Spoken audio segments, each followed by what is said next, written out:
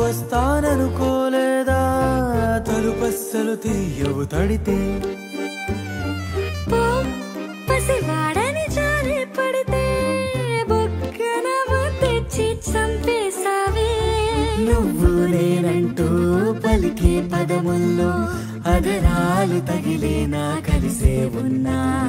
మనమంటూ పాడు పెదవుల్లో చూడు క్షణమైన విడిపోలే ఈ చినుకు ఆ మేఘం విడిపోవసలే సూర్యుడితో జత కట్టి ఒకటవుతాయి